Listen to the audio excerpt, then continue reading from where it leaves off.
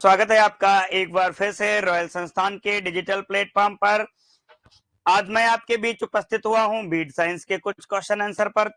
बढ़िया सा प्रहार करेंगे अपने, जो आपके सुपरवाइजर के परीक्षा उपयोगी होंगे। प्रश्न हमने ऐसे सेट करके रखे हैं। आज का जो सेशन होगा बड़ा ही धमाकेदार होगा। हो सकता है कुछ बच्चों को प्रश्न शुरुआत के इजी प्रश्न लगे, बीच में थोड़े प्रश्न अच्छे लगे, या लास्ट में आपको प्रश्न थोड़े इजी लग जाएं। परंतु अपने 3 क्लासेस का जो बीट साइंस था, टेक्निकल इशू की वजह से कुछ क्लासेस नहीं हो पाई, परंतु आपको आगे आने वाले समय में क्लासेस मिलेंगी, तो घबराने की कोई बात नहीं। आप रॉयल संस्थान में हो।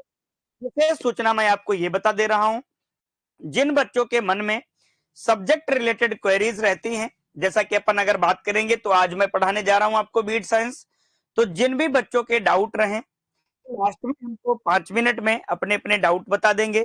क्या होता है कि आप लोग 300 प्लस में लाइव आते हो, तो आपके जो डाउट होते हैं वो बहुत जल्दी से ऊपर नीचे रहते हैं, तो पता ही नहीं चल पाता कौन सा बच्चा कौन सा क्वेश्चन पूछ रहा है। ठीक है, अच्छा नहीं हुई है, चलिए चलिए बेटा, ठीक है, बिल्कुल होगी। चलिए आगे अपन बात करते हैं। तो कृषि पर्यवेक्षक एमसीक्यू बैच में आप सभी का स्वागत है। अब हम बात कर लेते हैं, अपने सेशन की ओर बढ़ते हैं। तो सभी बच्चे एक बार बताएंगे कैसे हो सभी लोग। तो पहला क्वेश्चन है मौथा, तो ये टाइपिंग मिस्टेक है थोड़ी, इसको थोड़ा सही कर लेंगे अपन।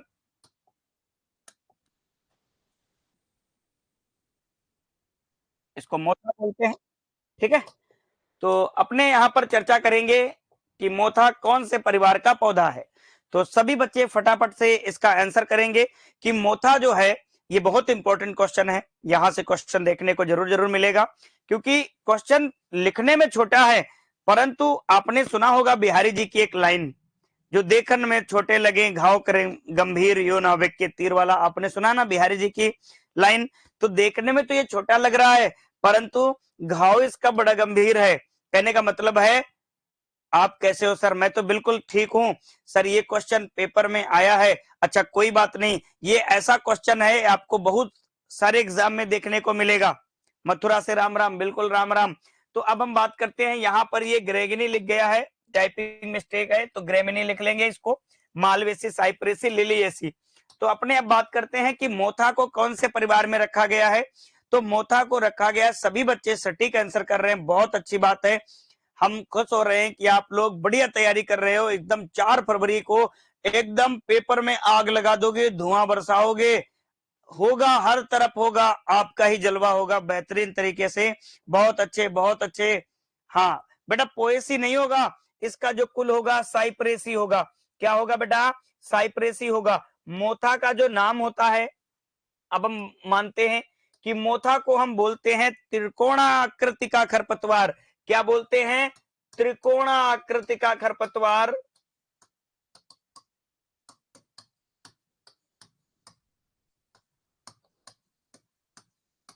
इसको अंग्रेजी में बोलते हैं सेजवीड।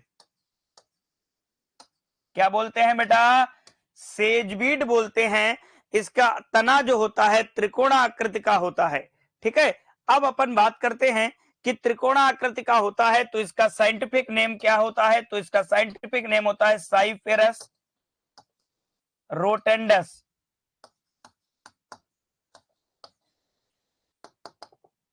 साइपेरस रोटेंडस इसका नाम होता है। ठीक है, तो ये साइप्रस रोटेंडस होता है एक नाम, एक होता है साइप्रस एरिया। तो मोस्टली जो होता है वो साइप्रस रोटेंडस बोलते हैं, और इसका जो फैमिली होता है वो साइपेरेसी होता है। क्या होता है? साइपेरेसी होता है। तो अपने सब समझ चुके हैं इसको किस परिवार में रखा गया है। तो साइपेरेसी में रखा गया है। ठीक है। हाँ सर जी, सेंटर जल गए, ऐसा करेंगे तो बेटा सेंटर नहीं जलेंगे, पेपर को जलाना है, पेपर को हाँ बिल्कुल भयंकर तरीके से मार देना है। सर जी एक बात बताओ, आपकी क्लास से बाहर क्वेश्चन नहीं जाएंगे ना गुरुदेव? प्लीज, बिल्कुल नहीं जाएंगे बेटा। हाँ बिल्कुल, चलिए। हाँ क्या होता है? साइप्रस होता है, तो आपने सब समझ चुके हैं। चलिए आगे अपने बात करते हैं कि ये जो खरपतवार होता है ये नॉक्सियस बीड की श्रेणी में आता है। किसकी श्रेणी में आता है? नॉक्सियस बीड की श्रेणी में। मतलब नॉक्सियस बीड ऐसा होता है जिसे हम खरपतवार बोल सकते हैं। क्या बोल सकते हैं? जहरीला खरपतवार बोल सकते हैं, क्योंकि इसका नियंत्रण आसान नहीं होता है। स्वागत है आपका रजनी जी। तो क्या होता है, इसका कंट्रोल या नियंत्रण आसान नहीं होता है, उसको हम नॉक्सियस बोलते हैं। मोथा का जो प्रकोप है पूरे, अगर हम बात करें वर्ल्ड वाइड नेचर में, तो लगभग 97 कंट्री में मोथा का प्रकोप देखने को मिलता है। डर लग रहा है बेटा? बिल्कुल डरने की बात नहीं है। चौड़ीपति सर आपकी क्लास में विश्वास कब इसे बाहर नहीं जाए बेटा, बिल्कुल बाहर नहीं जाएगा। आप लोग क्यों घबरा रहे हो? क्वेश्चन सारे मिलेंगे, ऑब्जेक्ट सब मिलेंगे उसको। हाँ ठीक है, चलिए आगे हम बात करते हैं। बिल्कुल 97 कंट्री में इसका प्रकोप है, बिल्कुल सही जवाब दिया प्रशांत चौधरी जी। तो अब हमने देखा पहले क्वेश्चन का जो राइट आंसर हमारा क्या निकल कर आया। हाँ बिल्कुल, हमारा आशीर्वाद और ऊपर वाले की कृपा, आपकी मेहनत, आपके माँ बाप का स्नेह और आपके माँ बाप का जो प्यार है आपके साथ है, एग्जाम में भी रहेगा, हर समय रहेगा, आप सक्सेस होके आओगे। हाँ बिल्कुल, अगरबत्ती बनाने में कर लेते हैं, ठीक है। तो आप सक्सेस होगे, आपको कोई नहीं रोक सकता, बशर्ते आप मेहनत भयंकर तरीके से करिएगा। रोटी खा लो, एक बच्चा कह रहा है। अच्छा, मेरा तो विश्वास आप पर टिका हुआ है बेटा। विश्वास विष का वास होता है। कभी भी विश्वास शब्द जब कहीं देखोगे तो विश्वास ओरिजिनल होता है, विष का वास। कहने का मतलब है विश्वास शब्द जो है अपने जीवन में लेना ही मत, ठीक है। जो लोग कहते हैं कि विश्वास है, इन सब बातों पे बिल्कुल मत जाइएगा। अपने टॉपिक को पढ़िएगा, जबरदस्त तरीके से पढ़िएगा, सिलेक्शन आपका कोई नहीं रोक सकता, बस ठीक है। चलिए आगे बढ़ते हैं हम अगले क्वेश्चन पे। कासनी एक घातक खरपतवार है। तो कासनी एक घातक खरपतवार है, तंबाकू का है, कपास का है, बरसीम का है कि बाजरा का है? फटाफट से आप लोग सभी बच्चे फटाफट से आंसर करेंगे। Good evening, good evening. फटाफट से आंसर कर दिएगा बेटा कि कासनी जो है कौन सी फसल का मुख्य खरपतवार है। बहुत सही, बहुत सही, सभी बच्चे आंसर कर रहे हैं, बहुत अच्छा लग रहा है, जबरदस्त तरीके से प्रहार आप लोग कर रहे हो, बहुत अच्छी बात है। आपने बरसीम आंसर किया। क्या किया? बरसीम। अब हम कासनी के बारे में थोड़ा बहुत जान लेते हैं। इसका नाम क्या होता है? चिकोरियम इंटाइवस। चिकोरियम इंटाइवस इसका नाम होता है। क्या नाम होता है बेटा? चिकोरियम इंटाइवस। अगर अपन बात करें कि ये जो कासनी होता है, इसके बीज बरसीम के बीज के समान ही लगते हैं, ठीक है। ये इसके बीज जो होते हैं बरसीम के बीज के समान ही होते हैं। तो ये किसमें होता है? वरसीम का होता है। किसमें? वरसीम में होता है। इसका उपचार अगर हम बात करें कि इसका उपचार कैसे करेंगे, तो इसके उपचार की अगर अपन बात करें तो इसका उपचार होता है 5% नमक का घोल। 5% नमक का घोल, और नमक के घोल का प्रयोग हम करते हैं तब जाके इसको उपचारित कर पाते हैं। नमक के घोल को अंग्रेजी में बोलते हैं ब्रायन सॉल्यूशन। जो चीनी का सॉल्यूशन होता है उसको सिरप बोलते हैं, जो नमक का घोल होता है उसको हम ब्रायन सॉल्यूशन बोलते हैं। क्या होता है? एक पात्र होता है, एक पात्र में हम 5% नमक का घोल डाल देते हैं और इस पात्र में हम बीज डाल देते हैं। जो कासनी का बीज होता है नमक के, हाँ अच्छा सर, पूर्ण खरपतवार बेटा सारे बताएंगे, अभिषेक चौधरी क्यों घबरा रहे हो अभी? तो जो बरसीम के बीज होते हैं भारी होते हैं तो नीचे बैठ जाते हैं। कासनी की जो बात करते हैं, जो कासनी की बात करते हैं, ये इसके बीज ऊपर आते हैं जिसको हम हटा लेते हैं, तो ये इसका उपचार हो जाता है। चिकोरियम इंटाइबस जीवन चक्र के आधार पर द्विवर्षीय खरपतवार होता है। कैसा होता है? द्विवर्षीय खरपतवार होता है। अब अगर बात करें इसका उपयोग किसमें करते हैं, तो कॉफी फ्लेवर के सहायक के रूप में।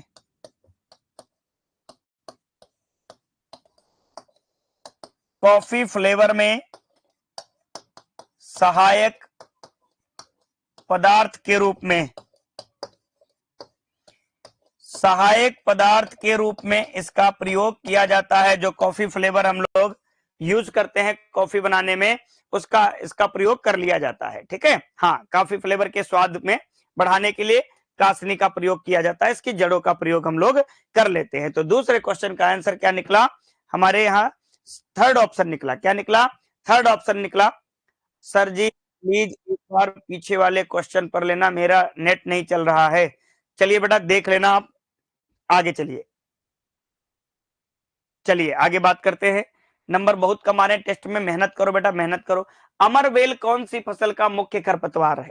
क्या पूछा गया है कि अमरवेल, सर केक खा लो, बिल्कुल खाने आएंगे बेटा। अमरवेल किस फसल का मुख्य खरपतवार है? तो हम थोड़ा आपको परजीवी खरपतवार के बारे में बता देता हूं। परजीवी खरपतवार आप याद रखना इसको। तो परजीवी खरपतवार की अगर हम बात करें तो एक ट्रिक है हमारे पास, क्लोज, ये सभी के पास ट्रिक रहती है, परंतु इसमें हम आपको थोड़ा अच्छा बताएंगे। का मतलब होता है कैस्कोटा। क्या होता है? कैस्कोटा। एल मतलब होता है लॉरेंथस। क्या होता है बेटा? लॉरेंथस होता है। ओ मतलब होता है ओराबैकी, ओराबैकी। एस मतलब होता है स्ट्राइगा बेटा। क्या होता है? स्ट्राइगा होता है। अब अपने को यहां पर याद रखना है, ये तो फंडा हो गया क्लोज आपको याद करने का। अब क्लोज याद करने का हो गया, तो अमरवेल को हम क्या कहते हैं? डोडर भी कहते हैं।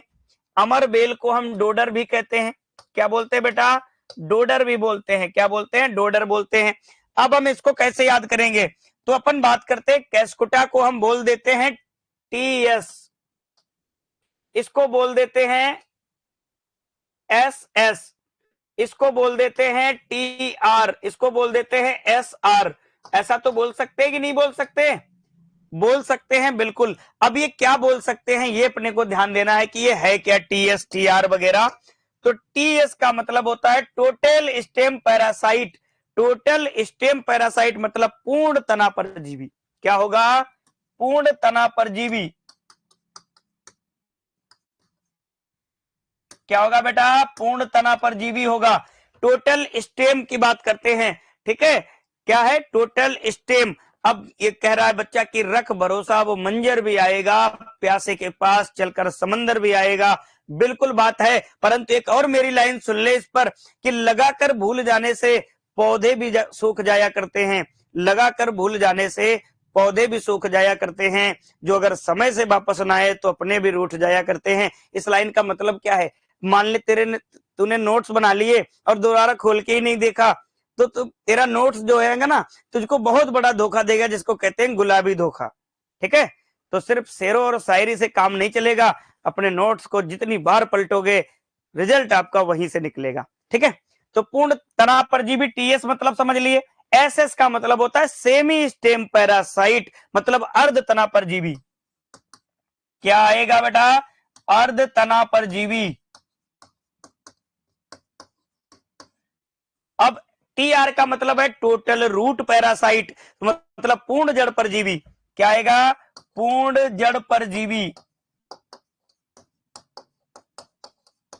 उसके बाद अपन बात करते हैं एसआर, मतलब सेमी रूट पैरासाइट, मतलब अर्ध जड़ परजीवी। अर्ध जड़ परजीवी। अब तो हमने ये कुछ पैरासिटिक बीड पकड़ लिए, पढ़ लिए, जान लिए। अब इसमें क्या है, इसके उदाहरण भी लिख लेते हैं। तो हम बात करते हैं कैस्कुटा किस में पाया जाता है। ठीक है, कल बेटा नहीं हुई थी क्लास। कैस्कुटा पाया जाता है बरसीम और रिजका में, वरसीम में पाया जाता है और रिजका में पाया जाता है कैस्कुटा। उसके बाद अपन बात करते हैं कि अर्धतना लॉरेंथस किस में पाया जाता है। तो लॉरेंथस पाया जाता है आम में, नींबू में, अमरूद में। कहने का मतलब है हॉर्टिकल्चर वाली जो क्रॉप्स हैं उसमें ये लॉरेंथस होता है, जिसको हम बांदा भी कहते हैं। लॉरेंथस को हम बांदा भी कहते हैं। क्या कहते हैं? बांदा बोलते हैं। कैस्कुटा को हम डोडर बोलते हैं। क्या बोलते हैं? डोडर बोलते हैं। इसी को अमरवेल बोलते हैं, अमरवेल बोलते हैं। तो इनके अन्य नाम भी हैं, तो आप ध्यान रखते रहना। ओराबैकी की अगर हम बात करते हैं तो ओराबैकी पाया जाता है सोलेनेसी कुल में, सोलेनेसी कुल के पादप में। और ओराबैकी सरसों का भी खरपतवार है। तो अपने एफएसओ में ये 2 बार क्वेश्चन आया हुआ। 2019 एफएसओ में जब पेपर हुआ था तो भी आता है। ठीक है, और 2023 में जो पेपर हुआ वहां भी क्वेश्चन आया। और जब मैं इसको पढ़ा रहा था, 2 दिन पहले ही क्लास ले रहा था, और मैं इस पर चर्चा किया था कि बेटा ये बहुत इंपॉर्टेंट है, क्योंकि इसका प्रकोप रहता है। ठीक है, याद नहीं होते बेटा, सब याद होंगे तो क्यों परेशान है। स्ट्राइगा की बात करते हैं, ये ज्वार में होता है, बाजरे में होता है, मक्के में होता है, ठीक है, ये इतने फसलों पर होता है। स्ट्राइगा में आत्मघाती अंकुरण होता है। कैसा होता है? आत्मघाती अंकुरण होता है, सुसाइडल जर्मिनेशन पाया जाता है। आत्मघाती अंकुरण मतलब बेचारे को जबानी से पहले ही खत्म कर दिया जाता है, अंकुरण से पहले ही मार दिया जाता है। एथाइलिन से अंकुरण को रोका जा सकता है। तो आत्मघाती अंकुरण मतलब एथिलीन से अंकुरण को रोकना, एथिलीन से अंकुरण को रोकना, इसके अंकुरण को ही रोक दिया जाता है, या फिर इसके अंकुरण को रोक दिया जाता है स्ट्राइगोल से। स्ट्राइगोल से इसके अंकुरण को रोका जाता है। स्ट्राइगोल कहां से प्राप्त होता है? कपास की जड़ से। कपास की जड़ से स्ट्राइगोल प्राप्त होता है, कपास की जड़ से स्ट्राइगोल मिलता है। ये भी इसके क्या करता है? अंकुरण को रोकता है। क्या करता है? अंकुरण को रोकता है। समझ रहे हैं? तो इसको सुसाइडल जर्मिनेशन इसमें बोलते हैं, अंकुरण को रोक देता है। स्ट्राइगोल मिलता कहां से है? तो ये मिलता है कपास से। तो अमरबेल बेटा पूछा, तो अमरबेल को कैस्कोटा भी बोलते, कैस्कोटा रिफ्लेक्स इसका नाम होता है, ठीक है। अब हम बात करते कहां है, तो बरसीम और रिजिके में है। तो आंसर हमारा कौन सा निकल कर आ गया? पहला ऑप्शन निकल कर आ गया। कौन सा आंसर निकल कर आया? पहला ऑप्शन निकल कर आया। ये स्लाइड जो है आपके लिए बहुत इंपॉर्टेंट है, यहां से आपको क्वेश्चन डेफिनेटली देखने को मिलेगा, ठीक है। हाँ बिल्कुल। चलिए, लाइसोसोम को बेटा बम विस्फोट बोलते हैं, आत्मघाती अंकुरण, आत्मघाती कोशिकांग बोलते हैं, और इसको एटम बम के नाम से भी जानते हैं, ठीक है। चलिए आगे हम बात करते हैं अगले पॉइंट पर। राष्ट्रीय खरपतवार अनुसंधान संस्थान कहां है? नेशनल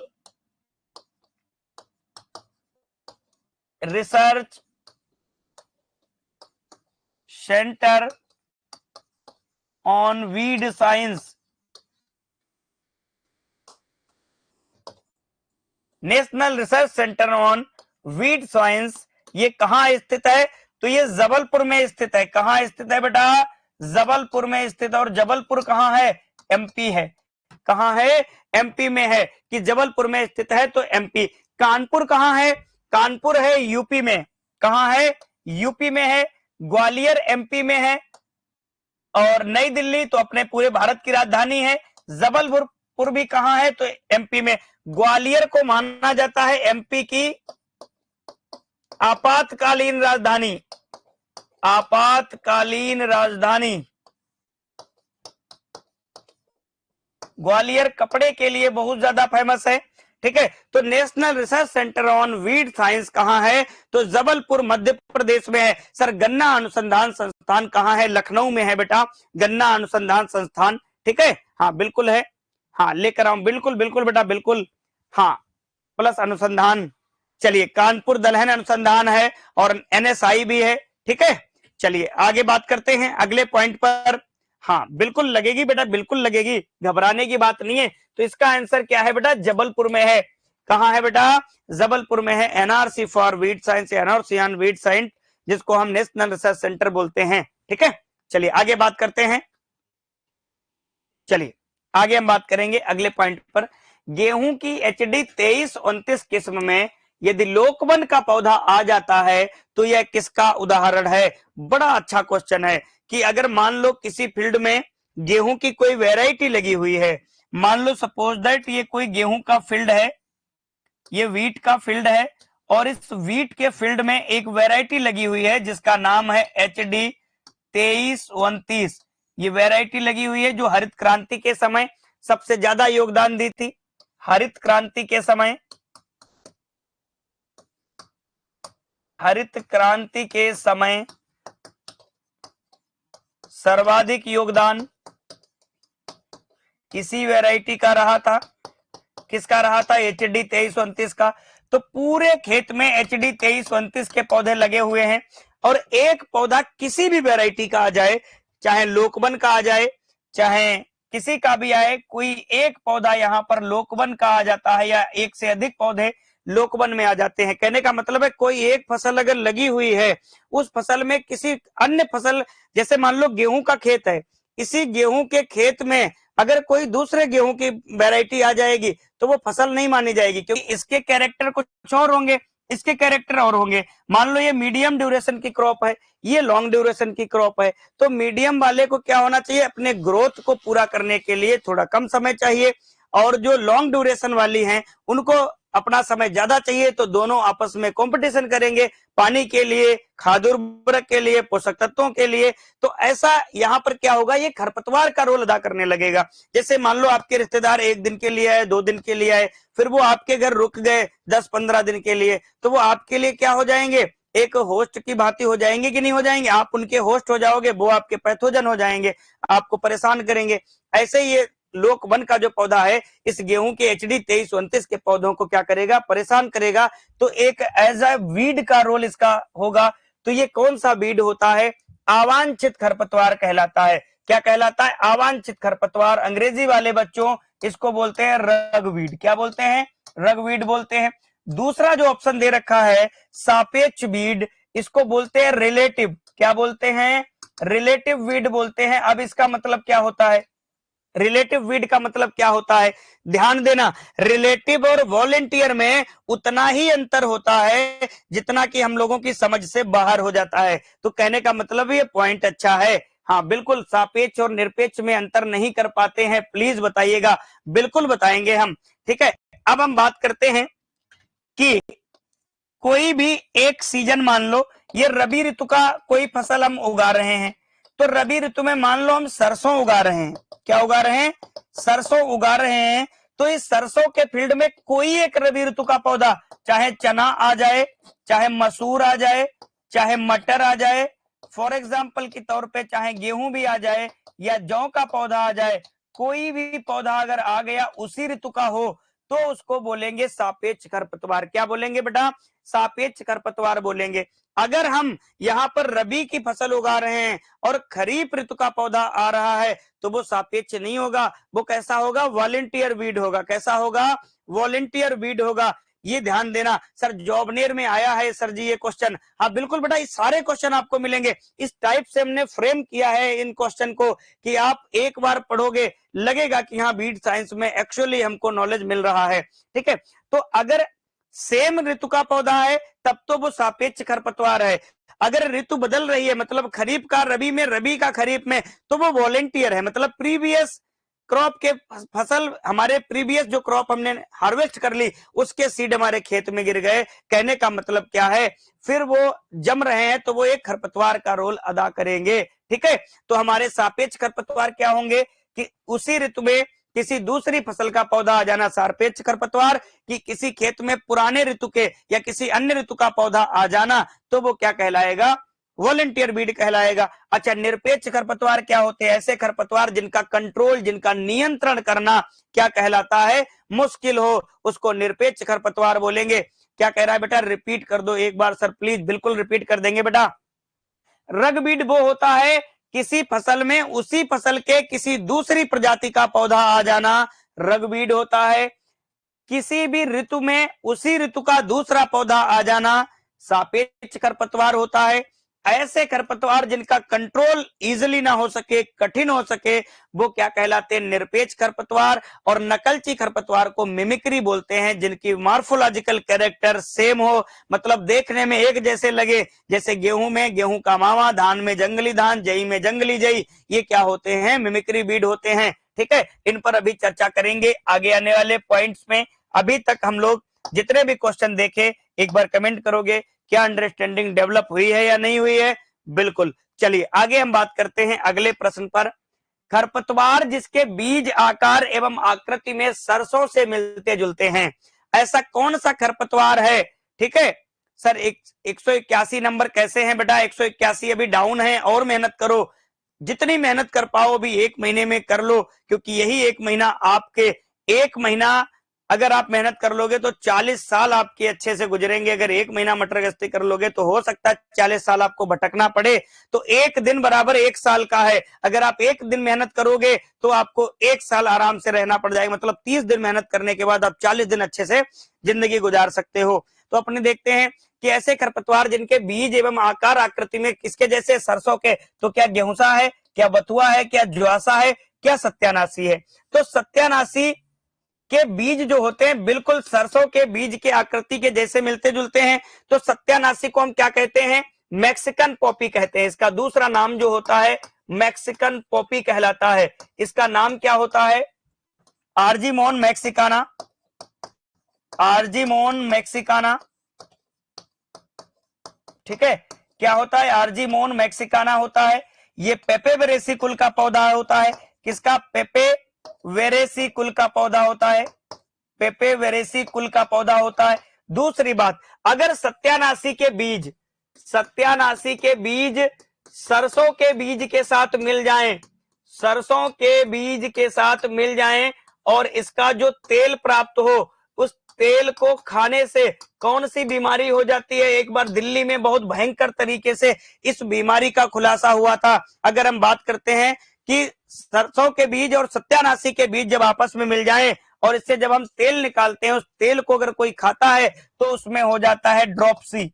क्या हो जाता है, ड्रॉप्सी बीमारी हो जाती है। बेटा इसको ध्यान रखना, क्या हो जाती है, ड्रॉप्सी बीमारी हो जाती है। इसमें क्या आता है, अंधापन आ जाता है, आंखों में धुंधला धुंधला दिखाई देगा शुरुआत में, फिर भी आप अगर केयर नहीं करेंगे तो आपको बहुत भयंकर तरीके से दिखाई नहीं देगा। तो ये ड्रॉप्सी किसकी वजह से होता है, सत्यानाशी की वजह से होता है। सत्यानाशी के बारे में हमने इतना डिटेल चर्चा कर लिया। एक और बात कर लेते हैं, क्या बात कर लेते हैं बेटा, इसमें सेंसर मैकेनिज्म पाया जाता है। क्या पाया जाता है, सेंसर मैकेनिज्म पाया जाता है। ये क्या होता है, अब बात आप करोगे कि सर सेंसर मैकेनिज्म क्या होता है। तो मैकेनिज्म तो हम पढ़ते थे, ठीक है। 40 नहीं सर, तो मैं पूरे 42 साल मजे करूंगी, बहुत अच्छी बात है।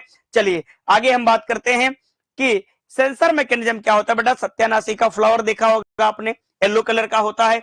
तो आप जब भी देखते होंगे कि हवा चलती है तो उसका फ्लावर किलोमीटरों दूर उड़ता हुआ चला जाता है, ये होता है सेंसर मैकेनिज्म। उसके फ्लावर फट जाते हैं, ये कहलाता है, हाँ उड़ता है ये, ठीक है। गांव में आप लोग बोलते होंगे कि उड़ता हुआ पुष्प आ रहा है। जैसे पहले रीति रिवाज थी कि क्या बोल रहा था कि बुढ़िया आ रही है, बुढ़िया रही, सफेद सफेद, जैसे नहीं बूढ़े लोग बोल देते हैं, बूढ़े लोगों के बाल होते हैं, ऐसे इसमें से जो फल होता है वो चिटक कर भागता रहता है, हाँ दूर तक बीज फेंकना। चलिए आगे बात करते हैं। अगले, गेहूं, जौ, जई एवं धान में चौड़ी पत्ती वाले खरपतवार जो ब्रॉड लीफ वीड होते हैं, जिनको बोलते हैं broad leaf weed,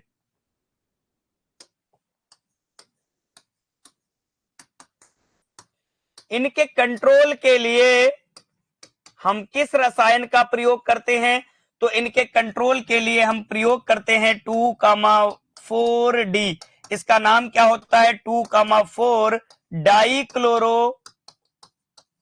dichloro phenoxy acetic acid, dichloro phenoxy acetic acid, dichlorophenoxy acetic acid इसका पूरा नाम होता है। अब इसकी खोज अगर हम बात करें तो ये 1944 में ये यूएसए में बन चुका था। क्या हुआ, यूएसए में बन चुका था। मार्स और मिशेल ने इसको खोजा था। इसकी अगर खोज की बात करते हैं तो मार्स और मिशेल ने खोजा, मार्स और मिशेल नाम के दो व्यक्तियों ने इसको खोजा था। भारत में इसका ट्रायल कब हुआ, तो भारत में इसका प्रयोग हुआ 1946 में। प्रयोग कहां हुआ था, पंजाब में हुआ था इसका 1946 में प्रयोग 2,4-D का। अब बात करते हैं 2,4-D जो है हमारा एक खरपतवार नाशी भी है, एक हार्मोन्स का भी कार्य करता है। तो दोनों कार्य हम बताएंगे आपको। हाँ बिल्कुल बेटा, पेपर का पीडीएफ आप वहीं से देख सकते हैं, ठीक है। चलिए, तो 2,4-D यहां पर दिया है। ये चौड़ी पत्ती वाला खरपतवार है। इसका ट्रेड नेम क्या होता है, वीडमार होता है। वीडमार के नाम से मिलेगा मार्केट में, या प्लांट गार्ड के नाम से मिलेगा मार्केट में। जब मार्केट में जाओगे तो वीडमार या प्लांट गार्ड के नाम से मिलेगा। पाउडर फॉर्म में लोगे तो धानुका का आएगा। लिक्विड फॉर्म में लोगे तो जूरा कंपनी बनाती है 2,4-D का, ठीक है। ये कैसा होता है, 2,4-D एक पोस्ट इमरजेंस हर्बिसाइड है। कैसा है बेटा, पोस्ट इमरजेंस है। पोस्ट इमरजेंस क्या होता है, अपने को ध्यान में रखना है कि ऐसे खरपतवार जो बुवाई और अंकुरण के बाद प्रयोग किए जाते हैं, ऐसे खरपतवार नाशी जो बुवाई और अंकुरण के बाद प्रयोग किए जाते हैं, उनको हम क्या बोलते हैं, पोस्ट इमरजेंस हर्बिसाइड बोलते हैं। क्या बोलते हैं, पोस्ट इमरजेंस हर्बिसाइड बोलते हैं, ठीक है। चलिए आगे बात करते हैं अगले क्वेश्चन पे। निम्न में कौन सा जड़ पराश्रयी पैरासाइट है, मतलब रूट पैरासाइट है। इसमें मीडियम और वो नहीं दे रखा है सर, मेट सल्फ्यूरान भी है। हाँ बेटा मेट सल्फ्यूरान भी है, परंतु यहाँ पर चौड़ी पत्ती वाले की बात कर रहे थे, और मेट सल्फ्यूरान जो होता है वो सकरी पत्ती के लिए है। ठीक है, चलिए तो पराश्रयी जड़ पराश्रयी मतलब रूट पैरासाइट पूछ रहा है। क्या बथुआ रूट पैरासाइट होता है, क्या कैस्कुटा रूट पैरासाइट होता है। कैस्कुटा कैसा होता है बेटा, स्टेम पैरासाइट होता है। ओराबैकी क्या होता है, रूट पैरासाइट होता है। तो सभी बच्चों का सही आंसर है कौन सा हो गया, ओराबैकी। कन्वोल्वुलस अर्वेंसिस, कन्वोल्वुलस अर्वेंसिस किसका नाम होता है बेटा, कन्वोल्वुलस अर्वेंसिस हिरणखुरी का होता है। किसका नाम होता है, हिरणखुरी का नाम होता है। हिरणखुरी, इसकी जड़ें बहुत गहराई तक जाती हैं। ठीक है, गेहूं का आपत्तिजनक खरपतवार भी कहलाता है हिरणखुरी। समझ गए। चलिए आगे बढ़ेंगे अगले क्वेश्चन पे। अगला क्वेश्चन हमारा क्या कह रहा है। हाँ जबरदस्त तैयारी चल रही है आप लोगों की, बहुत अच्छा। सभी बच्चे सर आवाज नहीं आ रही, मेरी भी अगर आवाज नहीं आएगी तो फिर आपको किसकी आवाज आएगी। सबसे खतरनाक तो मैं ही बोलता हूं। इपिनेस्टी रोग हो जाता है बेटा 2,4-D का यूज करने के बाद।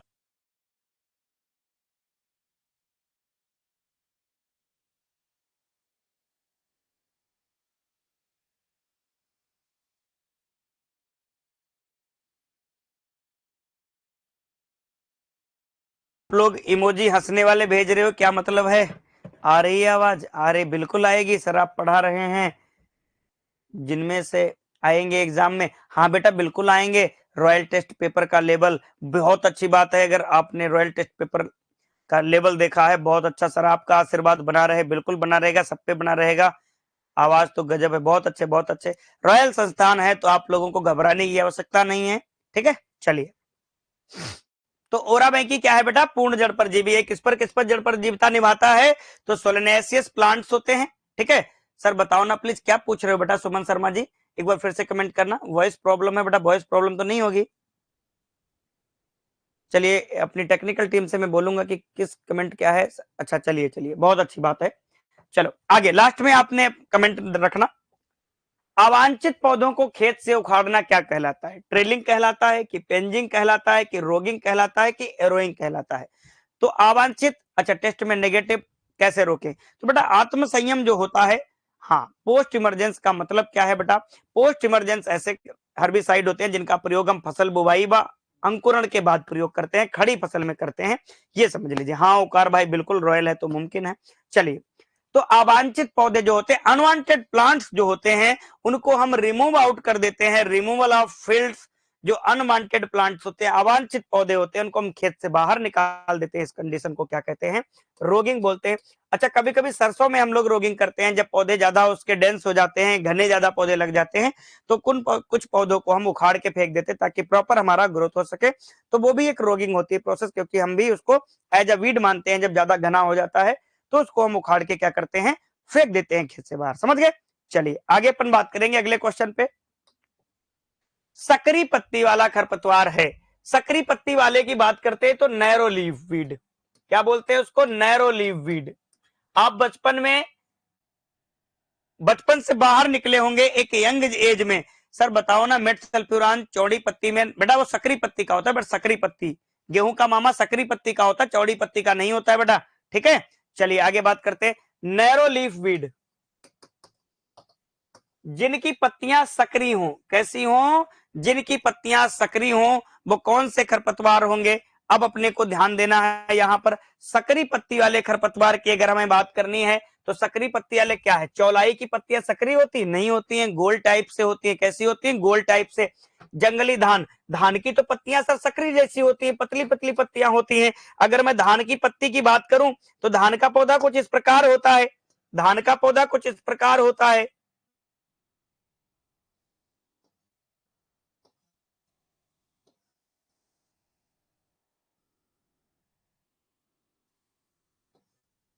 धान का जो पौधा होता है कुछ इस प्रकार पौधा होता है, ये कुछ इस प्रकार इसमें धान लगे रहते हैं।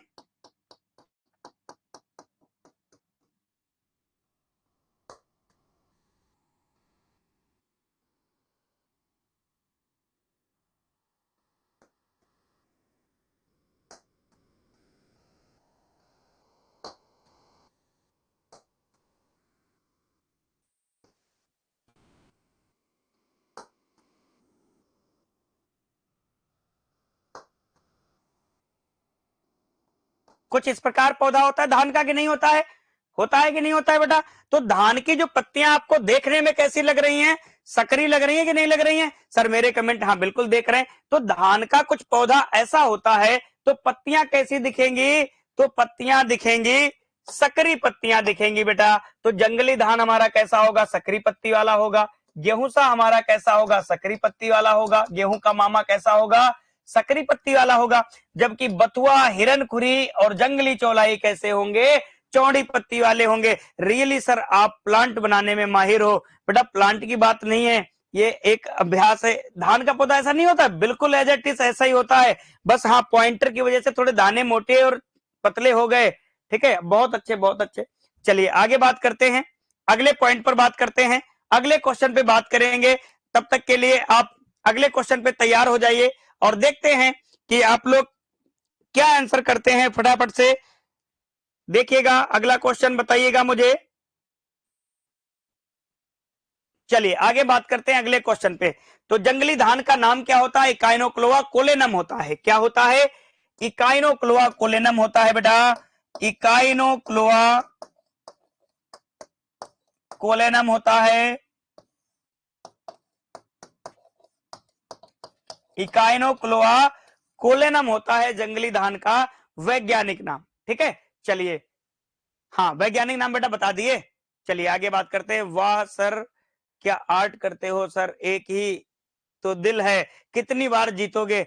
चलिए हर बार जिता दो, हर बार जिता दो। ठीक है, चलिए आगे बात करते हैं अगले पॉइंट पर। बथुआ का वैज्ञानिक नाम है।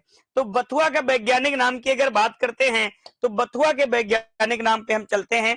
हाँ सर 9 नंबर का प्लीज आंसर। सर आपको तो ड्राइंग लेनी थी बेटा, मेरे पास ड्राइंग थी। ठीक है, 9 नंबर क्वेश्चन बेटा कौन सा पूछ रहा है बच्चा? 9 नंबर का है रॉगिंग। क्या है? रॉगिंग है। और हमने 10 भी पढ़ा दिया, हम 11 पे आ गए। बथुआ का नाम तो चिनोपोडियम एल्बम क्या है बेटा? बथुआ है। और बथुआ का प्रयोग हम किस रूप में करते हैं? खाने के रूप में भी करते हैं, सब्जी के रूप में करते हैं। बथुआ का प्रयोग किस रूप में करते हैं? सब्जी के रूप में करते हैं, सब्जी के रूप में करते हैं। समझ गए? चिनोपोडियम मुरेल होता है खर बथुआ का। किसका होता है? खर बथुआ मतलब जंगली बथुआ की हम बात करते हैं तो चिनोपोडियम मुरेल होता है। अब हम बात करते हैं ट्राइएंथिमा मोनोगाइना पत्थर चिटा का नाम होता है। किसका होता है? पत्थर चिटा का नाम होता है। सेकेरम स्पॉन्टेनियस होता है, कांस का होता है। किसका होता है? कांस का होता है। जो सकरी पत्ती वाला होता है कैसा होता है? सकरी पत्ती वाला होता है बेटा। सकरी पत्ती का ये गन्ने का पूर्वज होता है, गन्ने का पूर्वज भी होता है, गन्ने का पूर्वज होता है। कौन सा? कांस। ठीक है, समझ गए? बिल्कुल सर। इकाइनोक्लोआ क्रसगैली किसका नाम है? सावा का होता है बेटा, सावा का होता है इकाइनोक्लोआ क्रसगैली। ठीक है, चलिए आगे हम बात करते हैं। तो चिनोपोडियम एल्बम जो है वो बथुआ का साइंटिफिक नेम है। किसका नाम है? बथुआ का।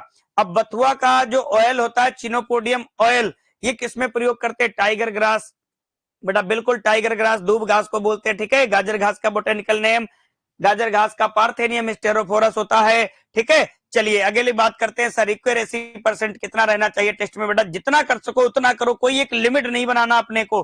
ठीक है, चलिए आगे बात करते हैं अगले क्वेश्चन पे। खरीफ का खरपतवार है, तो कौन सा खरपतवार खरीफ का है ये अपने को ध्यान देना है। हाँ गन्ना के पापा, बहुत अच्छी बात है। सर एक बार नाम ले लो, नरपत सोलंकी तेरा एक बार नहीं मैं 1000 बार नाम लूंगा, बस तू 4 फरवरी को पेपर फाड़ दे। चलिए आगे हम बात करते हैं कि कौन सा खरपतवार खरीफ ऋतु का खरपतवार है। सभी लोग फटाफट से आंसर करो। बहुत बच्चे वी को आंसर कर रहे हैं, वी को आंसर टिक कर रहे हैं।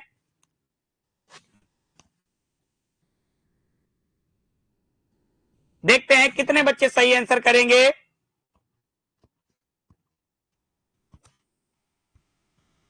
कोई बच्चे सी कर रहे हैं।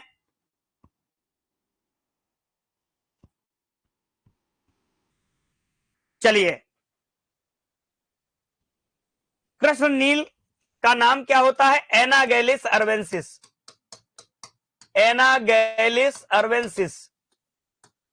हमने कन्वोल्वुलस अर्वेंसिस किसका लिखा था? हिरनखुरी का लिखा था। इसका क्या है? एनागैलिस अर्वेंसिस।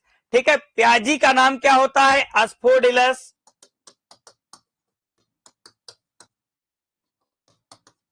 एस्फोडिलस। आगे इस पे सेज लिख लो, क्योंकि नाम कठिन है, मैं लिखवा दूंगा। अस्पोडिलस क्या होता है? टेन्यू आइफोलिस होता है। क्या होता है? टेन्यू आइफोलिस होता है। आप इसको बस इतना याद रखना, आइफोलिस होता है। उसके बाद अपन बात करते हैं पत्थर चिटा का, अभी लिखा है हम ट्राइएंथिमा मोनोगाइना, ट्राइएंथिमा मोनोगाइना होता है, ठीक है।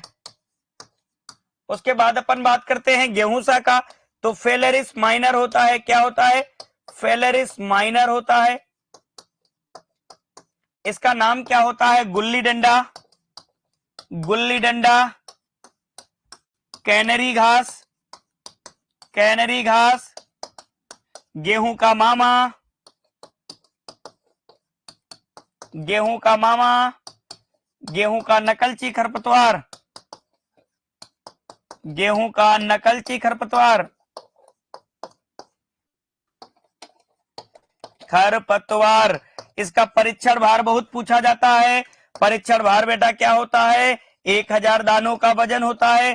तो परीक्षण भार की बात करते हैं तो कितना होता है? 2 ग्राम होता है। 1000 दानों का वजन कितना होगा? 2 ग्राम होंगे। और ये सकरी पत्ती का खरपतवार होता है। तो खरीफ का पूछा जाए तो कौन सा होगा? पत्थर चिटा होगा। बाकी तीनों एक कैसे हैं? रबी ऋतु के खरपतवार हैं। कैसे हैं? रबी ऋतु के खरपतवार हैं। तो अपने को यहां पर हमने देख लिया, ठीक है। हाँ बिल्कुल, सभी बच्चे फटाफट से आंसर कर रहे हैं, बहुत अच्छा लग रहा है। चलिए आगे अपने बढ़ते हैं। हाँ अगला देखते हैं, अगला क्वेश्चन क्या कह रहा है बेटा अपना, कि ज्वासा एवं बायसुरी खरपतवार हैं। तो जलमग्न खरपतवार की अगर अपन बात करते हैं तो कौन सा आ जाता है बेटा? जलकुंभी आ जाता है। कौन सा आ जाता है? जलकुंभी आ जाता है। आकर्षित क्षेत्र का खरपतवार अगर अपने बात करें तो नांगफनी वगैरह आ जाता है। क्या आ जाता है? नांगफनी। कृषि क्षेत्र का खरपतवार की बात करें तो बहुत सारे हैं, जैसे गेहूंसा है आपका, ठीक है, जंगली धान है बेटा, जंगली जई है, ये बहुत सारे खरपतवार होते हैं। शुष्क क्षेत्र के खरपतवार आते हैं तो जवासा और वायसुरी होता है, जवासा एंड वायसुरी होता है। तो वायसुरी की बात करते हैं, ये श्वसन रोग के रूप उपचार के लिए प्रयोग किया जाता है। वायसुरी को किसके लिए उपयोगी होता है? श्वसन रोग के उपचार के लिए वायसुरी का हम लोग उपयोग कर लेते हैं। तो हमारा जो उत्तर क्या हो गया? शुष्क क्षेत्र का खरपतवार। अब यहां पर शुष्क क्षेत्र ना दे करके रेगिस्तानी दे देगा। क्या दे देगा? रेगिस्तानी क्षेत्र के खरपतवार। क्या दे देगा? रेगिस्तानी क्षेत्र के खरपतवार। तो आपको आंसर क्या लगाना है? यही लगाना है। चाहे कान पकड़े चाहे बाल पकड़े, पकड़ेगा तुम्हारे ऊपर के सिर का ही भाग, ठीक है। गलत हो गया सर, कोई बात नहीं, गलत हो गया फिर सही करो। जितनी बार गलती करोगे उतनी बार सही करने का मौका मिलेगा, परंतु कब तक? 3 फरवरी तक। कब तक? 3 फरवरी तक। अगर 4 फरवरी को गलत कर दोगे, 5 ग्राम 5 से 7 ग्राम होता है बेटा बाजरे का, अगर 4 फरवरी को गलत कर दोगे तो ध्यान देना कि क्या होगा, आपको फिर दोबारा सुपरवाइजर की वैकेंसी में बैठना पड़ेगा, यूट्यूब पे सर्च करना पड़ेगा। क्या करोगे सर्च? अच्छा मान लो आपका सुपरवाइजर में सिलेक्शन नहीं हुआ तो आप क्या करोगे? अगली भर्ती कब आएगी? तो ऐसा ना करना पड़े, इसलिए 30 दिन आपके पास है, बहुत अच्छे से प्रिपरेशन करो, मोटिवेट हो कि अभी मेरे पास कुछ नहीं है, 1 महीने बाद सैलरी होगी मेरे पास। क्या होगी? सैलरी होगी, ठीक है। चलिए आगे बात करते हैं अगले पॉइंट पर। खरपतवार द्वारा हानि हो सकती है, तो खरपतवार द्वारा कितने % हानि हो सकती है? 33% हानि होती है। 33% हानि होती है किसमें? फसलों में। कितना बेटा होती है? 33% हानि खरपतवार अकेले करते हैं। तो क्या करते हैं? उत्पादन में कमी लाते हैं। बिल्कुल लाते हैं। जब खरपतवार और पौधों के बीच कंपटीशन हो जाएगा, प्रतिस्पर्धा होगा, तो उनको बेटर ग्रोथ नहीं होगी, तो उत्पादन कम होगा। होगा कि नहीं होगा? फसल गुणवत्ता में कमी आएगी। बिल्कुल आएगी। उनके बीजों में खरपतवारों के बीज मिल जाएंगे तो गुणवत्ता में कमी आएगी। मृदा में नमी में कमी आएगी। बिल्कुल आएगी। जो पौधों को नमी चाहिए थी वो खरपतवार जल्दी ले लेते हैं, क्योंकि उनकी ग्रोथ जल्दी होती है। खरपतवार लूट कर खाने वाले होते हैं। पौधों बेचारे पौधे सीधे होते हैं, खरपतवार खतरनाक होते हैं, ठीक है। चलिए आगे बात करते हैं। उपरोक्त सभी आ गया। क्या आ गया? उपरोक्त सभी आ गया। इस क्वेश्चन का आंसर हमारा ऑल ऑफ दीज के केस में सही हो गया। चलिए आगे बढ़ेंगे अगले क्वेश्चन पे। अगला क्वेश्चन क्या कह रहा है हमारा? खरपतवार जिसका उपयोग प्रजनन रोगों के उपचार में करते हैं, प्रजनन रोगों के उपचार में करते हैं। ऑप्शन देखिएगा, आंसर लगाइएगा कि प्रजनन में किसका उपयोग करते हैं।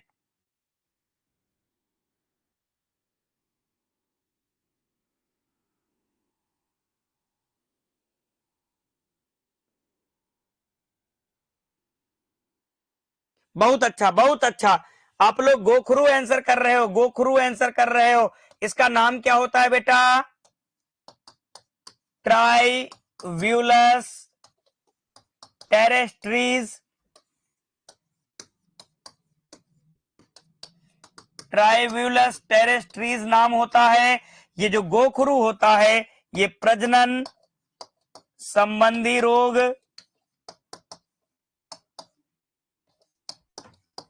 एवं पथरी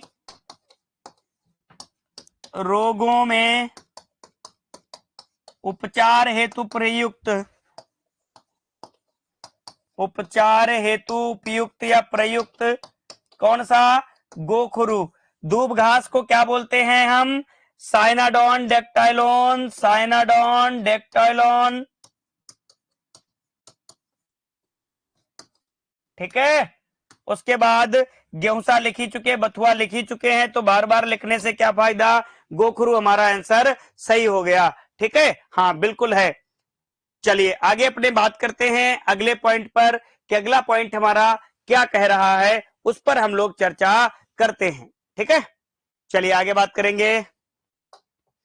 एविना फाटुआ है। एविना फाटुआ क्या है? क्या जंगली जई है, क्या कृष्णनील है, क्या जंगली चौलाई है कि बथुआ है? बथुआ का हम लोग लिख चुके, जंगली चौलाई नहीं लिखे तो लिख लेंगे अमरेंथस विरिडिस। क्या लिखेंगे?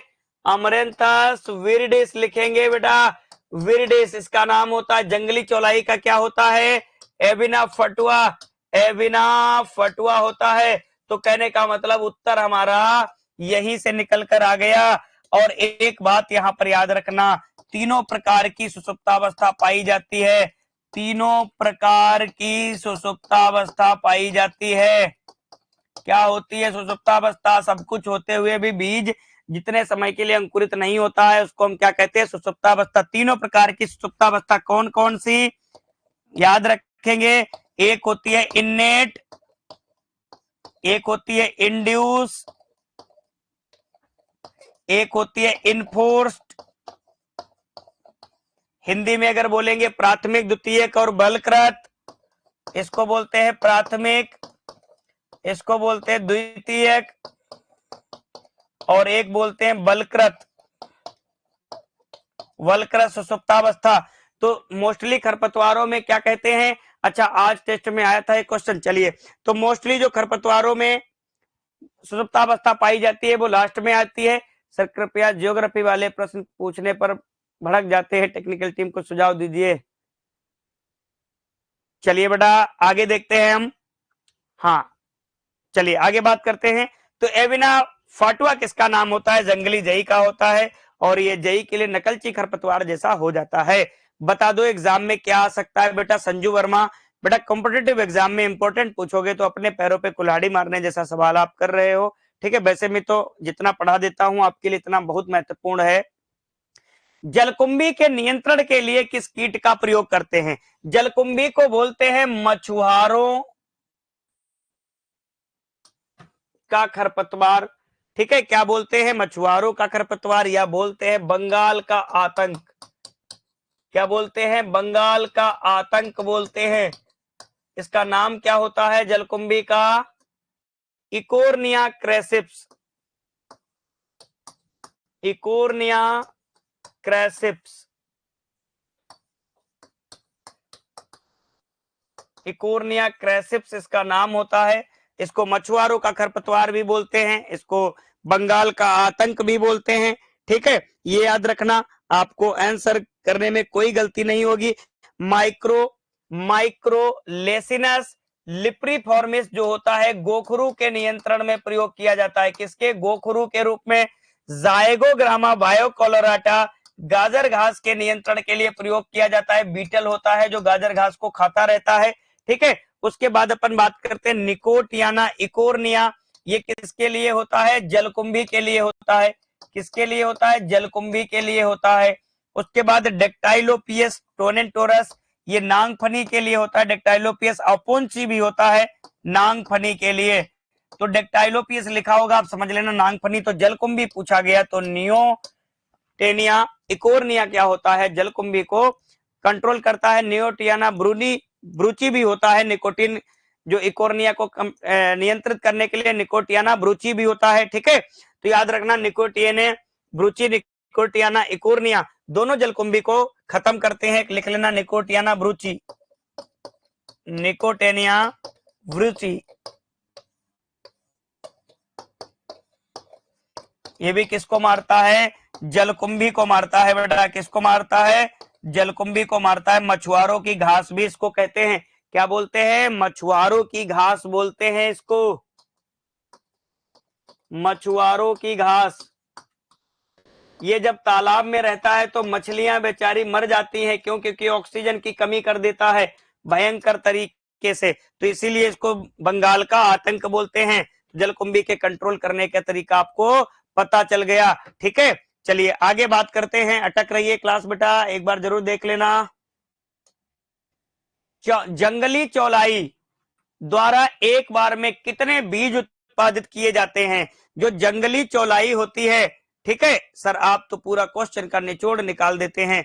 बिल्कुल बेटा, अगर जब तक निचोड़ नहीं निकालेंगे तब तक क्या होता है, उस क्वेश्चन पर मजा नहीं आता है। जो क्वेश्चन मुझे लगता है कि एग्जाम पॉइंट ऑफ व्यू से बहुत इंपॉर्टेंट है, मेरा प्रयास रहता है कि आपकी खोपड़ी तक वो क्वेश्चन पहुंचाया जाए। क्योंकि आपकी खोपड़ी सोती हुई खोपड़ी है। 1,25,000, 1,51,000, 1,96,000, 2,21,000। तो जो अमरेंथस विरिडिस होती है, जंगली चौलाई होती है, वो एक पौधा 1,96,000 बीजों का निर्माण करता है। कितने? 1,96,000 बीजों का निर्माण करता है। सबका आपको याद नहीं करना, बस आपको यही याद कर लेना है कि 1,96,000 बीजों का निर्माण कौन करता है? जंगली चौलाई करता है। कौन? जंगली चौलाई। आगे अपने बात करते हैं, खरपतवार विज्ञान के जनक कौन हैं? तो खरपतवार विज्ञान के जनक की अगर हम बात करते हैं तो पीटर डी क्रसेंजी किसके हैं? सस्य विज्ञान के जनक हैं बेटा। किसके जनक हैं? सस्य विज्ञान के जनक हैं। अब सस्य विज्ञान के जनक अगर पूछा जाए तो एक तो यही है। अब सस्य विज्ञान क्या है, इतना भी ध्यान दे लो। तो सस्य विज्ञान एक कला भी है, एक विज्ञान भी है, एक व्यवसाय भी है। क्या है? एक व्यवसाय है। तो तीनों है। सस्य विज्ञान क्या है? आर्ट, साइंस एंड बिजनेस है। ट्रिपलेट मतलब बोले तो जीपी ट्रिपलेट, ये किसके हैं? शून्य भूपरिष्करण के हैं। किसके हैं? शून्य भूपरिष्करण के जनक हैं। जीपी ट्रिपलेट शून्य भूपरिष्करण के जनक माने जाते हैं ये। दूसरी बात, ज़ेथरो टुल को जनक माना जाता है, भूपरिष्करण के जनक, भूपरिष्करण के जनक। साथ ही साथ खरपतवार विज्ञान के जनक, खरपतवार विज्ञान के जनक। ठीक है, इनकी एक किताब है हॉर्स होइंग हस्बेंड्री, इन्होंने ही लिखा था। तो जेथरो टुल को माना जाता है खरपतवार विज्ञान के जनक। खरपतवार शब्द भी इन्होंने दिया, खरपतवार शब्द भी इन्होंने दिया। खरपतवार शब्द किसने दिया? जेथरो टुल ने दिया। इनकी एक किताब का नाम है horse hoeing husbandry, triple H के नाम से जानते हैं। Horse hoeing husbandry, horse hoeing husbandry इनकी किताब है। ठीक है, इन्होंने हॉर्स ड्रॉन कल्टीवेटर का आविष्कार किया, हॉर्स ड्रॉन सीड ड्रिल का डेवलपमेंट किया। ठीक है, चलिए आगे बात करते हैं। इस क्वेश्चन का आंसर हमारा क्या हो गया? ज़ेथरो टुल हो गया। बिल्कुल सही जवाब है। आगे हम बात करेंगे लास्ट क्वेश्चन पे कि किस खरपतवार में सेंसर मैकेनिज्म होता है बेटा। सेंसर मैकेनिज्म की अगर हम बात करते हैं तो क्या जंगली जई में होता है, क्या गाजर घास में होता है, क्या फेलरिस माइनर में होता है, क्या सत्यानाशी में होता है? तो सेंसर मैकेनिज्म क्या होते हैं? उसके पुष्प जो होते हैं चिटक जाते हैं। अल्बर्ट हावर्ड है बेटा, उसके पुष्प जो हैं चिटक जाते हैं और चिटकने के बाद दूर दूर तक उसके बीज चले जाते हैं। तो इसको बोलते हैं सत्यानाशी में ये पाया जाता है। किसमें पाया जाता है? सत्यानाशी में। गाजर घास को बोलते हैं खरपतवारों का राजा, खरपतवारों का राजा। क्या बोलते हैं? खरपतवारों का राजा। इसको बोलते हैं सफेद टोपी। क्या बोलते हैं? सफेद टोपी बोलते हैं। चटक चंदनी बोलते हैं, चटक चंदनी बोलते हैं। कांग्रेस घास बोलते हैं, कांग्रेस घास बोलते हैं गाजर घास को। हरा कैंसर बोलते हैं। क्या बोलते हैं इसको? हरा कैंसर बोलते हैं बेटा। क्या बोलते हैं? हरा कैंसर बोलते हैं। ये भारत में कहां से आया? तो यूएसए एंड कनाडा, यूएसए और कनाडा से गेहूं के साथ भारत आया, गेहूं के साथ भारत आया। कौन?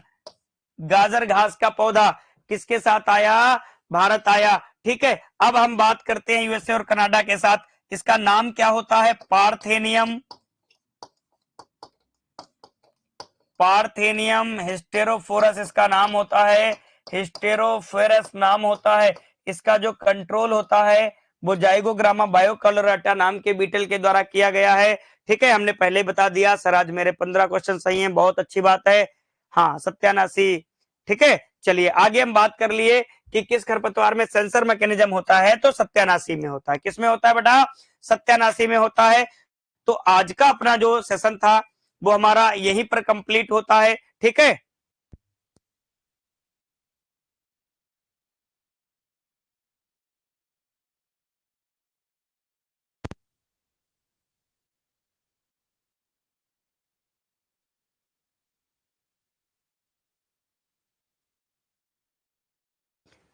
बेटा एक बच्चा है मोनू योगी, मोनू योगी का एक मैसेज आया है, अगर वो मेरी क्लास में लाइव हो तो जरा अपना थोड़ा कुछ बताएगा। ये लिख रहा है सर सब सब्जेक्ट के पर्सन सही हैं पर हिंदी में दिक्कत है।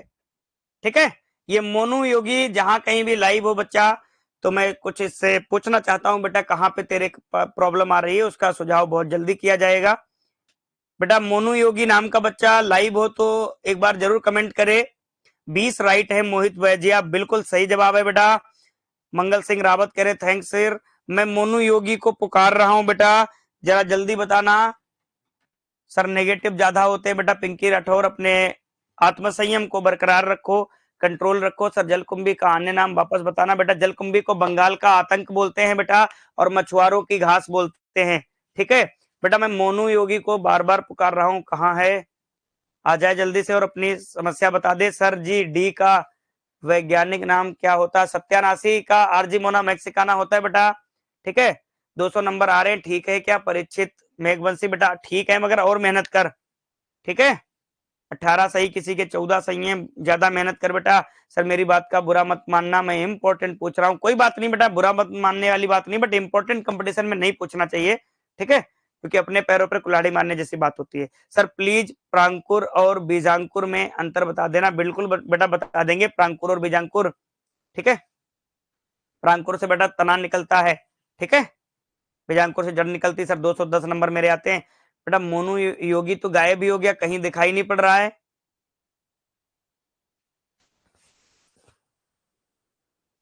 नहीं है, कहाँ चला गया बच्चा? अरे समस्या थी सर, डाटा की क्लास लगाओ ना। कब होगी बेटा? बिल्कुल होगी क्लास डाटा की, क्यों घबरा रहे हो आप लोग? 237 आए हैं आज के टेस्ट में, बहुत अच्छी बात है। सर कितने परसेंट पे सिलेक्शन हो गया? बेटा ये सब डिसाइड नहीं करते, पहले अपनी परफेक्शन दो, 100% परफेक्शन दो। ठीक है, अच्छा अनिल डी बात करना बेटा, जो भी हो। मैक्सिकन पॉपी सत्यानाशी को बोलते हैं ना बेटा? हाँ बिल्कुल बोलते हैं। ठीक है, बहुत अच्छी बात है ऋषि कुमार। हाँ हो जाएगा बेटा सिलेक्शन, बट और मेहनत करते थोड़ी। ठीक है, चलिए फिर वो मोनू योगी नाम का बच्चा गुम हो गया है, कहीं मिल ही नहीं रहा है। ठीक है, चलिए चलिए आगे बात करते हैं। ठीक है, सर हमारे भी दिक्कत है। प्रमोद सरोरिया, बेटा बोल क्या दिक्कत है? ठीक है, हाँ जरूर लेंगे बेटा। दीनदयाल क्या दिक्कत है? प्रमोद सरोरिया अपनी प्रॉब्लम बता बेटा। मैं अपने टेक्निकल टीम से। हाँ आप बहुत अच्छा पढ़ाते हो संजू वर्मा, बहुत अच्छी बात है, धन्यवाद। हम प्रमोद सरोरिया जी से बोल रहे हैं कि बेटा क्या दिक्कत है हिंदी में, जरा अपना कमेंट जरूर बताना। सर क्या बहुत, सर ऐप बहुत प्रॉब्लम कर रहा है, नोटिफिकेशन नहीं आ रहा है। सर नंबर कम आते हैं बेटा, नंबर आएंगे। सर C3 और C4 दोनों कौन सा बीड होता है? Tell me please. गाजर घास होता है बेटा, C3 और C4 दोनों की श्रेणी में गाजर घास आता है। ठीक है, गाजर घास C3 और C4 दोनों में आता है, इसको लिख लेना। गाजर घास C3 एंड C4 दोनों है। ठीक है, C3 और C4 दोनों खरपतवार है, कौन सा? गाजर घास। ठीक है, सर हिंदी में ज्यादा गलत हो जाते हैं बेटा, मेहनत करो मेहनत। सुनीता जी, वो बच्चा प्रमोद सरोरिया कहाँ चला गया? एग्रोनॉमी ज्यादा कंफ्यूजन होता है बेटा। देखो जितना ज्यादा पढ़ोगे उतनी ज्यादा कंफ्यूजन कम होगी। सर हिंदी में तो मुझे भी डर लग रहा है प्रिंसी मीना। सरंकुरण के टाइप्स बता देना। बिल्कुल बता देंगे बेटा। दो टाइप्स होते हैं, अधोभूमिक और उपरिभूमिक होता है, जिसके जो हमारे जो कोटिलीडन होते हैं, ठीक है, बीड ही होगा बेटा। जो कोटिलीडन्स होते हैं वो ऊपर जब आ जाते हैं तो उसको उपरिभूमिक अंकुरण कहते हैं। जो कोटिलीडन जमीन के नीचे रह जाते हैं उसको हम अधोभूमिक कहते हैं। ठीक है, अभी जब सीड वाला क्लास होगा तो मैं इसको सारे चीजों को बता देंगे, घबराओ मत, सारी चीजें टॉपिक वाइज हो रही हैं। ठीक है।